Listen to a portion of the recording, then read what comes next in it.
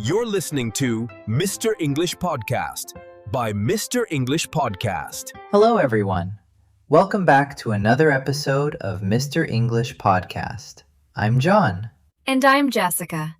We are absolutely thrilled to be here with you today.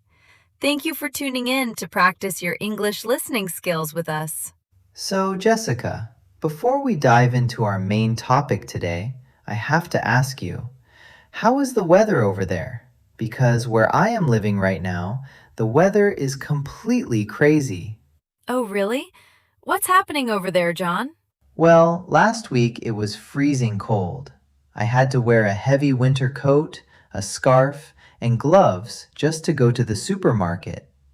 But today, I am sitting here in a light t-shirt, and I even had to turn on the air conditioner. It feels like the middle of summer in the winter. It makes no sense at all. Wow, that sounds intense. But you know what, John? You are not alone. It is exactly the same here. Last month, we had nonstop rain for a week, and then suddenly, the next week was dry and incredibly hot. The weather is becoming very unpredictable and strange all over the world lately. Exactly. And this strange weather actually brings us right into our big topic for today's episode, climate change and global warming. Yes, these are two phrases that we see on the television news, read in newspapers, and hear in politics almost every single day. However, many English learners find these terms a bit confusing. They often ask me, Jessica, aren't they just the same thing? So today, let's break them down clearly. That's a great idea. Let's start with the absolute basics.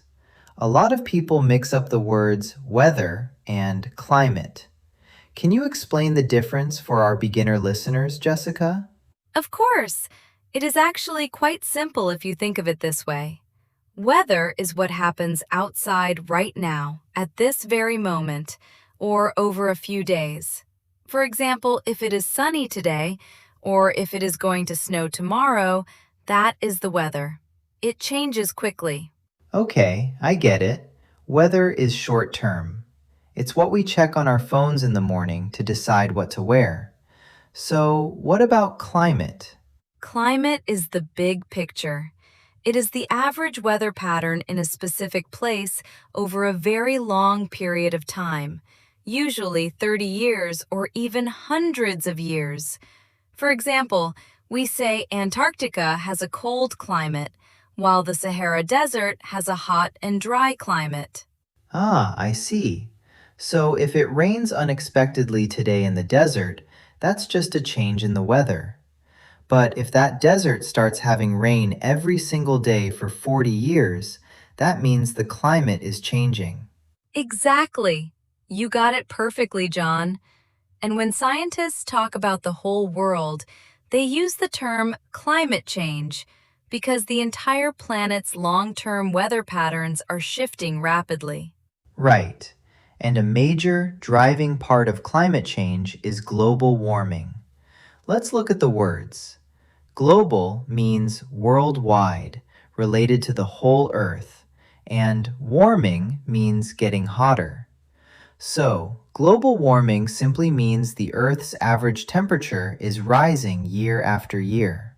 Yes, and because the planet is getting hotter, it acts like a domino effect. Higher temperatures lead to what we call extreme weather events. It's not just about having warmer, nicer summers. It's about dangerous, unpredictable weather that damages lives. True. For instance, many parts of the world are now suffering from severe droughts. Let's spell that word out for our listeners. It's D-R-O-U-G-H-T, but we pronounce it as drought. Jessica, how would you describe a drought to a beginner? A drought is a very long period of time with little or no rain at all. Imagine a place where it doesn't rain for months or even years. The ground becomes completely dry, dusty, and cracked. Rivers disappear, animals have no water to drink, and farmers cannot grow any food. It's a terrible disaster. It really is. And on the flip side, while some places have absolutely no water, other areas are experiencing the exact opposite, terrible floods. This happens because of heavy, non-stop rainfall or storms. The water rises so high that it covers the streets, destroys cars, and enters people's houses. It's truly crazy how global warming can make the world either too dry or too wet. Another term I keep hearing on the news during July and August is heat wave. What exactly is a heat wave, Jessica? A heat wave is a specific period of unusually hot weather that lasts for several days or even weeks. It is much, much hotter than a normal summer day. During a heat wave, the air feels heavy and burning, which can be very dangerous, especially for elderly people, babies, and anyone working outside. Wow, droughts, floods, and heat waves. It sounds like a movie. But what is actually causing the Earth to heat up like this?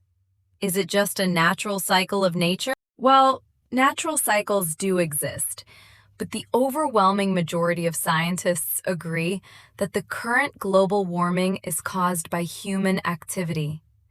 When we run massive factories, drive millions of cars, or fly planes across the world, we burn fossil fuels like oil, coal, and gas.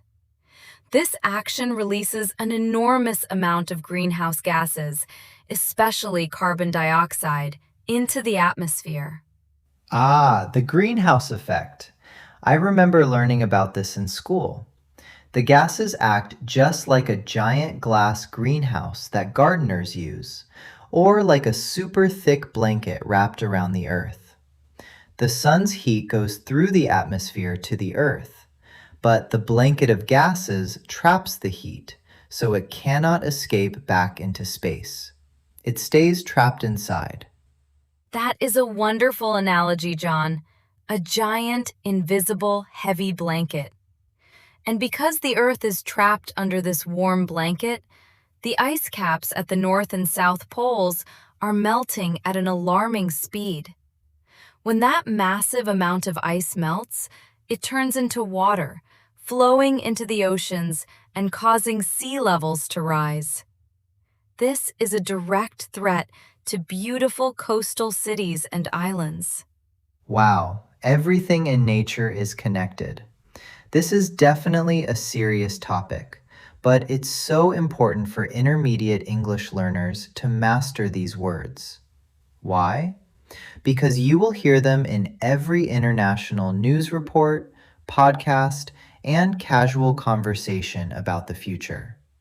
Absolutely. But let's not end on a sad note. Even though global warming is a massive problem, we can still talk about what we can do individually to reduce our carbon footprint. Carbon footprint. That's a very popular phrase nowadays. It means the total amount of greenhouse gases that our personal daily choices and lifestyle produce, right? Yes.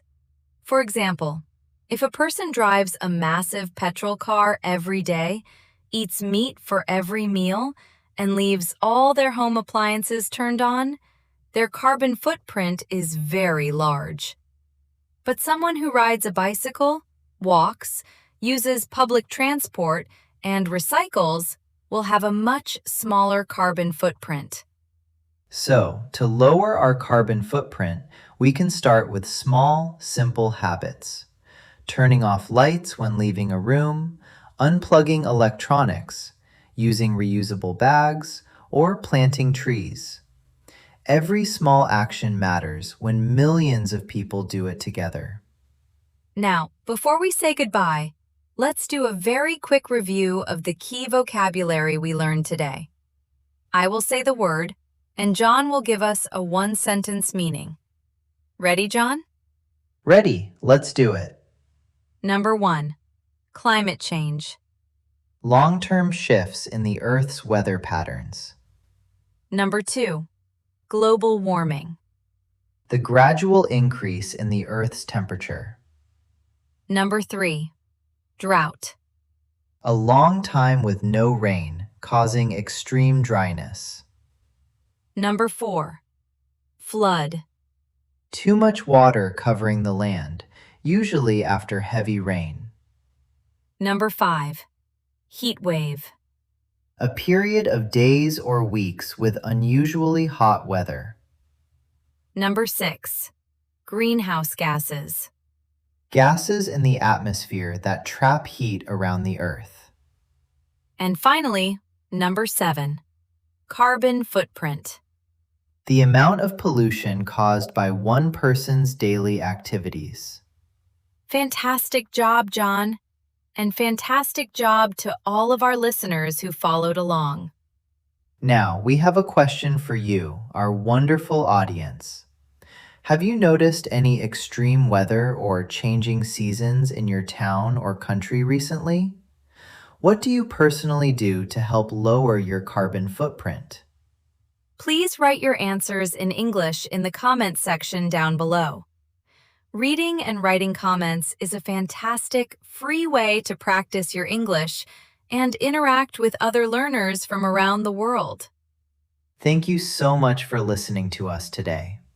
If you enjoyed this episode, please don't forget to hit the like button, share this video with a friend who is learning English, and subscribe to Mr. English Podcast for more useful lessons. We appreciate your support so much. Stay safe, stay green, and see you in the next episode. Goodbye, everyone. Bye-bye.